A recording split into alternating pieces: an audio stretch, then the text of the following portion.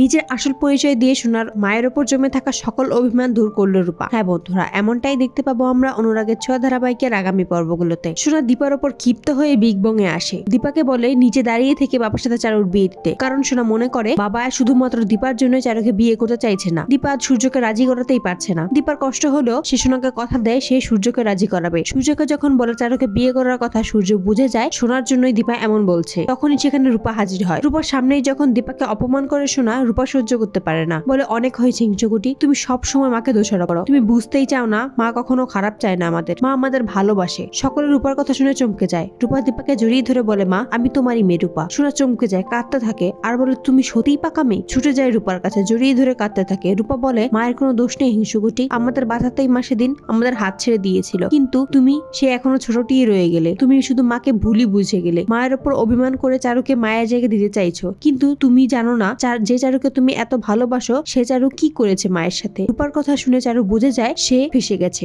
রাকেশ সকল শোক সত্যি স্বীকার করে নেয়, টাকার জন্য সে এই কাজ করেছে। চারুর কথায় বিগ বং এর নাম খারাপ করেছে, দীপার খারাপ করার চেষ্টা করেছে। ক্ষিপ্ত হয় সোনা, বলে ছি চারু তুমি এমনটা করেছো, আমি তোমাকে কখনো ক্ষমা করব না। তুমি অন্যায় ভাবে মাকে ফাঁসিয়েছো, আমার বাবার সম্মান নষ্ট করেছো, আমি কোনোদিনও তোমাকে মায়ের জায়গা দিতে পারবো না। এ বলেই চারুকে নিজের জীবন থেকে চিরতরে বিদায় করে দেয়। তো বন্ধুরা, তোমরা এটাই তো চাও যেন রূপা নিজের আসল পরিচয় দিয়ে মায়ের উপর থেকে সকল অভিমান জমে থাকা সবকিছু দূর করে দেয় রূপা, আর চারুকে যেন সোনা নিজের জীবন থেকে বিদায় করে দেয়। কমেন্টে জানাও।